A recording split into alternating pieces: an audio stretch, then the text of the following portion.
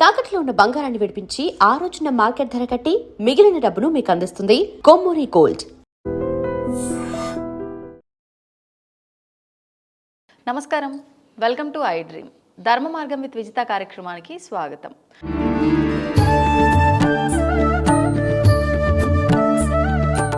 ప్రస్తుతం మనతో పాటు ఉన్నారు వేద పండితులు పవన్ కుమార్ శర్మ గారు. వారితో మాట్లాడే ముందు మీ అందరికీ కూడా సంక్రాంతి పండుగ శుభాకాంక్షలు.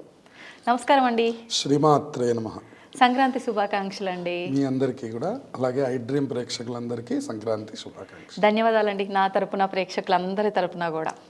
అయితే ఇంకా మీకు అర్థమైపోయింది నేనేం మాట్లాడబోతున్నానని. ఈ పండుగ యొక్క విశిష్టత, సంక్రాంతి పండుగ 3 రోజులు పెద్ద పండుగగా జరుపుకుంటాము. ఎందుకు జరుపుకుంటున్నాము, అసలు జరుపుకోవాల్సిన దానికి వెనకాల ఏదో ఒక ఆంతర్యం ఉంటుంది. ఆంతర్యం ఏంటో వివరించండి. తప్పకుండా. మన తెలుగు వాళ్ళందరికీ కూడా ప్రత్యేకించి పెద్ద పండగ అని పిలుచుకునే పేరు ఈ సంక్రాంతికి అన్నమాట. మిగతా పండుగలన్నిటికీ వేరు. అవును, మొత్తం సంవత్సరం మొత్తంలో మనం గమనిస్తే దీనికి పెద్ద పండుగ అనే పేరుతో పిలుస్తాం. దీన్ని మనం తత్వరహస్యంగా మనం గమనించినట్లయితే భోగి అనేటటువంటి దాంట్లో మనకి పండుగలు మొదలవుతాయి. భోగి, సంక్రాంతి, కనుమ 3 పేర్లు చెప్తున్నాం. 4వది ముక్కనుమ అనేది కూడా చేస్తారు. 4 రోజులు చేసే సంప్రదాయం కూడా ఉంది. అంటే కనుమ రోజు చేసిన తర్వాత ముక్కనుమ రోజు కదలరు, మళ్ళీ ఊళ్ళల్లోనే ఉండి ముక్కనుమ ప్రయాణానికి పనికిరాదు అని చెప్పని ఆ కనుమ తరువాత రోజు ప్రయాణాన్ని చేయరు. అంటే కనుమ రోజు కాదు ప్రయాణం చేయకూడదు, ముక్కనుమ రోజు ప్రయాణం చేయకూడదు. అందువల్ల ఆ ముక్కనుమ అనేటటువంటి దానికోసమని మళ్ళీ 4వ రోజు కూడా ఉండి ఆ తర్వాత ఎటు వాళ్ళు అటు ప్రయాణం చేయడం అనేటువంటిది లోకంలో మనకు కనిపిస్తుంటుంది. సరే, ఇక భోగి అనేటటువంటి దాని దగ్గరికి వచ్చేసరికి, భోగి అనేటటువంటిది భోగమును అనుభవించేటటువంటిది అనేది మనకు అందులో కనిపిస్తున్న అర్థం. ఆ పేరులో మనకు అర్థం కనిపిస్తుంది. కాకుండా మనకి 3 రకాల అర్థాలు తత్వరహస్యంగా చెప్పారు.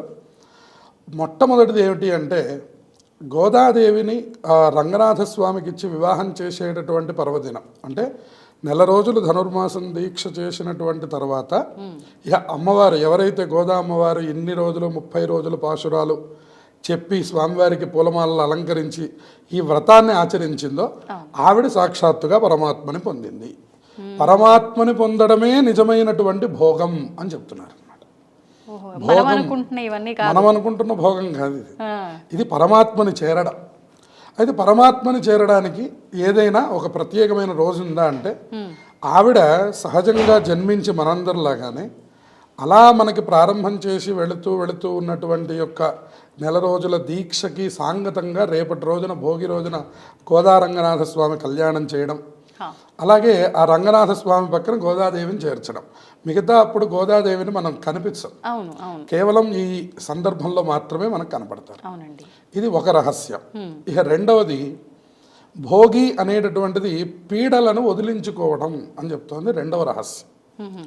అయితే పీడలంటూ ఏముంటాయండి, మనం అంతా పాజిటివ్గా ఉంటాం. మనకేంటి పీడ అంటే, ప్రతి వాళ్ళకి ఒక పీడ ఉన్నది. పీడ అన్న శబ్దానికి అర్థం మనలో ఉండే నెగిటివ్ అనండి, మన మీద ఉండే నెగిటివ్ అనండి, రెండనండి. ఏంటండి డిఫరెన్స్ ఏంటి అంటే, మనలో ఉండే నెగిటివిటీ అంటే మనం భావించేటటువంటి నెగిటివిటీ. అంటే మనం ఎదుటి వాళ్ళని తిట్టడం కానివ్వండి, మనలో ఉండే కోపము, మనలో ఉండే మోహము, మదము, మాత్సర్యము, వీటన్నిటికీ మనలో ఉండే నెగిటివ్. మాకేం సంబంధం లేదండి, మేము బాగానే ఉన్నాం, కానీ ఎదుటి వాళ్ళు మా మీద ఏడుస్తూ ఉన్నారు. ఇది మన మీద ఉండే నెగిటివిటీ. లోపల ఉన్న నెగిటివిటీ, మీద ఉన్న నెగిటివిటీకి చాలా తేడా. ఏదున్నా ఇబ్బంది. ఈ రెండింటినీ మనం అనుభవించాల్సి. దీన్ని తీసుకోవడానికి ఏదైనా ప్రత్యేకమైన రోజు ఉందా? దీన్నే మనం నరఘోష అంటున్నాం, ఇంకా రకరకాల పేర్లతో పిలుస్తున్నాం. ఈ పీడ వదిలించుకోమని ప్రత్యేకంగా చెప్పింది ఈ భోగి రోజున. అటువంటి భోగి పొద్దున్నే ప్రాతకాలంలో నిద్రలేచి ఎవరైతే చక్కగా ఒంటికి నూనె రాసుకొని అభ్యంగన స్నానం చేస్తారో ముందు మన మీద ఉన్నటువంటి పీడ పోతుందని చెప్పారు. ఎప్పుడైతే భోగి మంటలు వేసి ఇంటికి గనక దగ్గరలో కానీ ఇంటి ఆవరణలో కానీ ఆ భోగి మంటలు వేస్తారో, అందుకనే ఒక్క చిన్న మంట అయినా సరే మన ఇంటి దగ్గర, ఇంటి గుమ్మం దగ్గర వెలగాలని చెప్పారు. ఆ భోగి మంటకి అంత పెద్ద ప్రాధాన్యత ఉంది. దాని రహస్యం కూడా మనం చెప్పగలం. అసలు ఏ సమయంలో వేయాలి ఈ భోగి మంట అనేది? ఇది సూర్యోదయాత్ పూర్వమే వేయమని శాస్త్రం మనకి తెలియజేస్తుంది. సుమారుగా 6 లోపలే 6, 7 ఇప్పుడు మనకి చీకటి పడి కాస్త చీకటి వెళ్ళిపోవాలి అంటే మనకి 7 కూడా అవుతుంది. అవును అవును సరే కనీసం మరి తెల్లవారుజాము 4 గంటలకు లేవలేకపోయినా కనీసం 7 లోపలగా అవును మీరు కనీసం భోగి మంటలు వేసుకొని స్నానాలు పూర్తి చేసుకుంటే మనం భోగిని సుసంపన్నం చేసుకున్నట్లు. ఎప్పుడైతే ఇంటి దగ్గర మనం ఈ భోగి మంట వేస్తామో ఇంటికి పట్టిన పీడ వదిలిపోతుంది అని చెప్పారు. ఇక మూడవది చూడండి, భోగి పళ్ళు అని పిల్లలకి పోస్తారు. అవునండి దాని ద్వారా మన మీద ఉన్నటువంటి పీడ వదిలిపోతుందని చెప్పారు. ఇలా 3 రకాలుగా ఈ భోగి యొక్క పీడని వదిలించుకోమంటోంది శాస్త్రం మనకి. ఇక్కడి నుంచి ఇప్పుడు ఎక్కడైతే ఈ భోగి నుంచి మనకి పీడ వదిలిపోయిందో తర్వాత రోజు వచ్చేటటువంటి సంక్రాంతిని మనం పూర్ణంగా అనుభవిస్తాం. ఇక సంక్రాంతి దగ్గరికి వచ్చేసరికి చూడండి, సంక్రాంతి అనేది ఉత్తరాయణ పుణ్యకాలం. ఉత్తరాయణము అన్న శబ్దానికి అర్థం 6 మాసాలు దక్షిణాయనము, 6 మాసాలు ఉత్తరాయణం. సూర్యుడు ఎప్పుడైతే ధనుస్సు రాశిలో నుంచి మనం ధనుర్మాసంగా ఇన్ని నెల రోజుల పాటు చేసుకున్నామో దీన్ని దాటి మకరంలోకి ప్రవేశిస్తున్నాడు. ఎప్పుడైతే మకరంలోకి సూర్యుడు ప్రవేశించాడో అప్పుడు సమస్తమైనటువంటి దేవతలందరికీ కూడా పగలు ఏర్పడుతుంది అని చెప్పారు. అంటే దేవతలకి పగటి కాలం ఇది. ఇప్పుడు ఈ సంక్రాంతి నుంచి 6 నెలల పాటు మళ్ళీ ఆషాఢ మాసంలో దక్షిణాయనం వచ్చేంత వరకు ఉన్నటువంటి ఈ కాలం ఏదైతే ఉందో ఇది పగలు. అంటే మనలాగా ఒక ఇన్ని గంటలు ఒక డేలో 24 గంటలు చీకటి, ఒక 24 గంటలు పగలు ఇలా ఉండదా? అంటే మాసాల లాగేనా? మాసాలు వాళ్ళకి మనకి ఎప్పుడైతే మనకి ఒక నెల రోజులు గడుస్తుందో వాళ్ళకి ఒక గంట కాలం గడిచినట్లు. అంటే ఈ 6 నెలలకి మనకి అంత డిఫరెన్స్ ఇచ్చారు. ఇప్పుడు జరుగుతున్న ఈ 6 నెలలు పగటి పూట ఒక 12 గంటల కాలం. మనకు ఒక నెల గడిస్తే వాళ్ళకి ఒక 2 గంటల కాలం గడుస్తుంది. అలా మనం గనక బేరీజ్ వేసుకుంటే, అయితే మీరు అసలు ఇలా ఉంటుందా అండి అని మీరు ప్రశ్నించారనుకోండి, వెంటనే ప్రశ్న ఏమొస్తుందంటే మనకి అమెరికాకే ఇంత తేడా పెట్టారే, మనం పగట్లో ఉంటున్నాం వాళ్ళు రాత్రిలో ఉంటున్నారు, మరి ఇంత తేడా ఉన్నప్పుడు ఊర్ధ్వ లోకాలకి ఎంత తేడా ఉండాలండి. కాబట్టి ఇప్పుడు మీరు చంద్రగమనం చేసి ఇప్పుడు చంద్రయానాన్ని మనకు అక్కడికి వెళ్ళి వచ్చినటువంటి వాళ్ళ అనుభవాలు కూడా కొన్ని మనం దీంట్లో మిళితం చేసుకోవచ్చు. కాబట్టి ఏంటంటే ఇక్కడ మనకి గమనం ఎప్పటికీ మారిపోతూ ఉంటుందని చెప్పారు. దీన్ని మనకి పితృదేవతా సంబంధమైన పండగే కాబట్టి ఈ విషయం కూడా మనం చెప్పుకోవచ్చు. సంవత్సరానికి ఒక మారు తల్లిదండ్రులకి తద్దినాలు పెడుతున్నాం. అయితే అది ఎలా సాధ్యం అండి అంటే సంవత్సర కాలం మనకు గడిస్తే వాళ్ళకి ఒక్క రోజు గడుస్తుంది. అందుకని సంవత్సరానికి ఒకసారి తద్దినం వచ్చి అంటే ఇంకా ప్రతిరోజు ఆచరిస్తున్నట్టే అంటే వాళ్ళ దృష్టిలో మనం ప్రతిరోజు ఆచరిస్తున్నట్టు, మన దృష్టిలో మనం ఇంకా భూమి మీదే ఉన్నాం కాబట్టి కరచరణాదులతో మనం ఉన్నాం కాబట్టి పితృలోకానికి మనం ఉండే మనుష్య లోకానికి ఉన్నటువంటి తేడాన్ని గమనించుకుంటే ఈ రెండిటికి సంవత్సర కాలం వ్యత్యాసం ఉందని చెప్పాడు. అందుకని ఈ పితృదేవతలకి ఉండేటటువంటి యొక్క కాలమానానికి దేవతలకి మనకి ఉండేటటువంటి కాలమానానికి అలాగే మనకి ఇక్కడ లోకల్లో కూడా మనం అనేకమైనటువంటి కాలమానాలు, పగలు రాత్రి, మనకి పగలైతే వాళ్ళకి రాత్రి, వాళ్ళకి రాత్రి అయితే మనకి పగలు, ఇట్లా మనం అనేక మార్పులు చూస్తున్నాం. ఇప్పుడు మనకి సూర్య భగవానుడు ఎప్పుడైతే మకర రాశిలోకి ప్రవేశించాడో అప్పుడు మనకి ఏమైపోయింది అంటే ఆ దేవతలందరికీ కూడా పగలు ఏర్పడాయి. పగలు వచ్చేసరికి దేవతల దగ్గర నుంచి అందరూ యాక్టివేట్ అవుతారు, అంతే కదండి. పగలు కాగానే మనం అందరం ఫ్రెష్ అవుతాం, ఇవాల్టి కార్యక్రమాలు ఏంటి అని మొదలు పెట్టినట్లుగా దేవతల సైతం కూడా ఉత్తరాయణం వచ్చేసరికి అప్పటి వరకు ఉన్నటువంటి ఈ తపఃకాలం ఏదైతే ఉందో దక్షిణాయనం అంతా తపస్సు చేయమన్నాడు. అందుకే మనకు కార్తీక మాసం ఉపవాసాలుండి రాత్రిపూట చేయడం, అలాగే ధనుర్మాసం ఇది తెల్లవారుజామున పూర్తి చేయండి అనడం, ఇవన్నీ మనకి సుమారుగా రాత్రికి సంబంధించినటువంటి యొక్క ఉపాసనలే ఎక్కువ ఇచ్చారు. ఆశ్వీజ మాసంలో చేసే నవరాత్రులు కానివ్వండి అన్నీ కూడా మీకు రాత్రికి సంబంధంగా. ఎప్పుడైతే మీకు ఇక్కడ ప్రారంభమైందో ఇక్కడి నుంచి మీకు అంతా పగలు కనపడుతుంటుంది. మీకు చూడండి రాత్రి సంబంధమైన పండగలు మనకి ఎక్కువ కనపడవు, మనకు అన్నీ కూడా ఉదయ సంబంధమైనటువంటి పండగలు కనపడడం, ఉదయం పూట కార్యక్రమాలు జరగడం, దీన్నే ఉత్తరాయణం అనడం. ఉత్తరాయణంలో అనేక శుభకార్యాలు చేస్తూ ఉండడం, ఉత్తరాయణంలో కొన్ని యజ్ఞములు చేస్తూ ఉండడం, ఉత్తరాయణానికి సంబంధించే దేవతా సంబంధమైన ప్రతిష్టా కార్యక్రమాలు చేస్తూ ఉండడం, ఇలా మొత్తము సంబంధించింది ఉత్తరాయణానికి సంబంధించింది. కాబట్టి ఈ ఉత్తరాయణం మకర రాశిలోకి సూర్యుడు ఎప్పుడు ప్రవేశిస్తున్నాడో జ్యోతిష్య శాస్త్రం ప్రకారం కూడా ఇక్కడి నుంచి మకరం దగ్గర నుంచి కర్కాటకం వరకు సూర్యుడి గమనాన్ని 6 నెలల పాటు ఉత్తరాయణం అని, అవును. అలాగే మనకి కర్కాటకం నుంచి మకరం దాకా వచ్చే 6 నెలల పాటు దక్షిణాయనం అని చెప్పారు. కాబట్టి ఎప్పుడైతే సూర్యుడు అందులోకి ప్రవేశించాడో అది అద్భుతమైనటువంటి సంక్రాంతి అన్నారు. సంక్రాంతి అన్నదానికి అర్థం ఏం చెప్పారంటే చక్కనైనటువంటి కాంతి కలిగినటువంటిది. సూర్యుడు అంటేనే ప్రకాశం. ప్రకాశం. సమ్ అన్న శబ్దానికి బాగా అనే అర్థం, అంతే కదండి. అవును. మనం ఏదైనా బాగుంది అని అనుకున్నప్పుడు మనం దాన్ని సమ్ అనేటటువంటి పేరుతో చెప్తూ ఉంటాం అన్నమాట మనం. అట్లాగే శుభప్రదం, బాగా ఉంది, శుభప్రదంగా ఉంది, చూడడానికి బాగుంది, వినడానికి బాగుంది అనుకున్నప్పుడు మనం శుద్ధమైనటువంటి గానం. ఉదాహరణకి గీతం అంటే పాట అని అర్థం, సంగీతం అంటే వినసొంపుగా ఉండేది అని అర్థం. ఇట్లా మనం కొన్ని పదాలు తీసుకోవచ్చు. ఇప్పుడు సంక్రాంతి అంటున్నాం. క్రాంతి అంటే వెలుగు అని అర్థం. సంక్రాంతి అంటే చక్కనైనటువంటి కాంతి. అయితే ఏమిటి చక్కనైన కాంతి? రోజు లేదా చక్కనైన కాంతి అంటే కాదు, ఇక్కడి నుంచి మొదలయ్యేటటువంటి కాంతి విశేషమైనటువంటిది. అందుకని మీకు ఇప్పటిదాకా రాత్రి కాలాన్ని ఎక్కువ ఇచ్చాడు. ఇప్పుడు చూడండి, మనకు తెల్లవారేసరికి 7 అవుతుందని ఇప్పుడే మాట్లాడుకున్నాం. ఇక్కడి నుంచి మారిపోతుంది.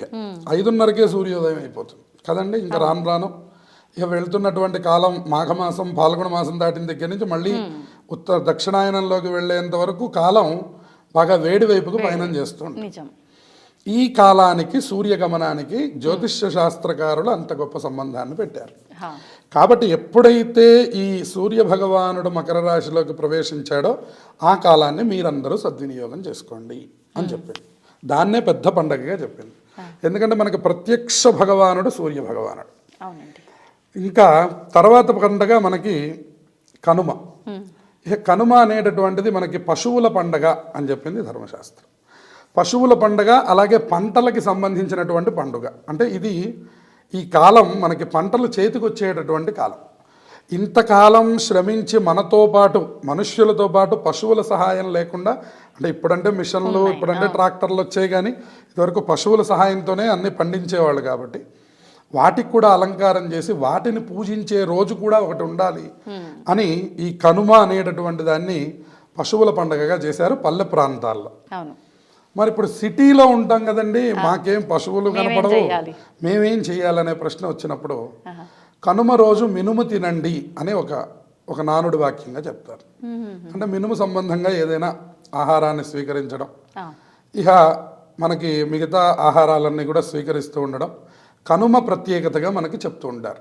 ఆ కనుమని కనుక ఒక పల్లె పండగగా మనం ఏర్పాటు చేసుకొని చక్కగా ఆ రోజును కూడా ఎవరైతే మనదంతా సనాతన సంప్రదాయం ఎప్పుడు కూడా శ్రమకి సంబంధించి, అందుకే మనకి నినాదంలో కూడా జవాన్ కిసాన్ అని 2 మనం పెట్టుకున్నాం. జై జవాన్ అంటాం, జై కిసాన్ అంటాం. ఇప్పుడు ఈ కిసాన్ అనేటటువంటిది లేదనుకోండి, మనకు ఆహారం ఎక్కడి నుంచి అందుతుంది? అందువల్ల వాళ్ళకి సంబంధించినటువంటిది అంటే అది మన పండగే అని అర్థం. అలాగే అంటే మరి వాళ్ళు పండించింది తింటున్నప్పుడు వాళ్ళ పండగను కూడా మనం ఎలా చేసుకోవాలి? చూడండి, మహారాష్ట్రతో సంబంధంగా మనకు కావాలంటే మనం మెహందీ తెచ్చి మన దగ్గర పెట్టుకున్నాం. ఇట్లా మనం అన్ని ప్రాంతాలని కలుపుకు వెళ్ళిపోయే మన సంప్రదాయంలో ప్రతి పండగని మనదేనే ఆచరిస్తూ ఉంటాం అన్నమాట. ఇప్పుడు హోలీ మన దగ్గర ఉందా పండగ? మనకి తెలుగు వాళ్ళకి హోలీ అనే పండగ లేదండి, కానీ మనం తెచ్చి పెట్టుకున్నాం. మనం హోలీ కూడా చేసుకుంటాం. రాఖీ అనేటటువంటి పండగ మన దగ్గర ఉందా? లేదండి, అటుపక్కన ఉంది, అది తెచ్చి మన దగ్గర పెట్టుకుంటాం. ఇలాగే కనుమ అనేటటువంటి పల్లె పండగని కూడా తెచ్చి పెట్టుకొని సిటీలో ఉన్నా సరే మన పిల్లలకి తెలియజేసి మనం కనుక ఆచరిస్తే భావితరాలకి తెలుస్తాయి. కనుమ అంటే ఏదో తినడమే పని అనేటటువంటిది కాకుండా, ఓహో ఇది కనుమ అంటే ఇది ఒక పశువుల పండగ. ఇది వరకు పశువుల్ని బాగా అలంకరించి ఆ రోజు వాటికి ఇష్టమైన ఆహారాన్ని వాటికి అందించి వాటిని చక్కగా అలంకరించి వాటిని చూసుకొని ఆ రోజు ఆ పై రోజు ప్రయాణం లేదు అని చెప్పేవారు. ఎందుకంటే ప్రయాణం కూడా పశువులతోనే ఉండేది అప్పట్లో, గుర్రబక్కీలు, అందుకని ప్రయాణం లేదు. వాటికి ఇబ్బంది పెట్టదు, వాటికి సెలవు రోజు. మనం ఎట్లయితే సెలవు రోజు వర్క్ చేయమో అవి కూడా వాటికి సెలవు రోజుల్లో అవి వర్క్ చేయవు. అందువల్ల పశువులు లేవు కదా అని చెప్పని ఆ ప్రయాణాన్ని నిషేధం చేశారు ఇది వరకటి కాలంలో. కాబట్టి ఇప్పుడు ఈ కనుమ అనేటటువంటిది పశువుల పండుగగాను అలాగే మనకి దీనిగాను వాడుకోవాలి. ఇలా మనం తత్వరహస్యంగా కనుక మనం ఈ 3 రకాల పండుగల్ని చూసుకుంటే ఒక్కొక్కటి ఒక్కొక్క అర్థాన్ని ఇస్తుంది. ఇక సంక్రాంతి అనేటటువంటిది ముఖ్యమైన పండుగ. ఆ రోజుల్లో మనం సంక్రాంతి అనేటటువంటి మాట అన్నప్పుడే మనకి పితృదేవతల యొక్క పండగ అనేటువంటిది కూడా కనపడుతుంది. అంటే ఎవరికైతే తల్లిదండ్రులు లేరో వాళ్ళు చక్కగా ఆ పితృదేవతలను ఉద్దేశించి బట్టలు పెట్టుకోవడం, అట్లాగే పితృదేవతలకి తర్పణాలు విడిచిపెట్టుకోవడం, బ్రాహ్మణులకు స్వయంపాకాది దానములు చేయడం, విశేషంగా బూడిద గుమ్మడికాయని దానం చేయడం, ఆ తర్వాత నువ్వులు, బెల్లం, అలాగే బియ్యము ఇట్లాంటి పదార్థములు కనుక దానం చేసినట్లయితే వాళ్ళ ఇంట్లో అపమృత్యు బాధలు పోతాయి. అలాగే సంవత్సర కాలము కూడా దీర్ఘమైనటువంటి ఆరోగ్యం కలుగుతుంది. అలాగే సమస్తమైనటువంటి కోరికలు నెరవేరుతాయి అని ఈ సంక్రాంతి విశేషంలో తెలియజేశారు. అయ్యా మాకు తల్లిదండ్రులు అందరూ ఉన్నారండి, మేము కుటుంబం అంతా క్షేమంగా ఉన్నాం, మమ్మల్ని ఏం చేయమంటారు అంటే ఈ పుణ్యకాలంలో చక్కగా స్నానాన్ని ఆచరించి సత్యనారాయణ వ్రతాన్ని ఆచరించవచ్చు అని చెప్తున్నారు. ఏమిటి సత్యనారాయణ వ్రతం అంటే, మనం సత్యనారాయణ వ్రతం మహత్యంలో చెప్తారు.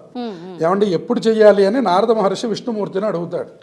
అప్పుడు ఆయన చెప్పారు, మాఘేవా మాధవే మాసే కార్తికేవా శుభే దినే. మాఘమాసం కానీ, కార్తీక మాసం కానీ, వైశాఖ మాసం కానీ, ఇంట్లో శుభకార్యాలు జరిగినప్పుడు కానీ.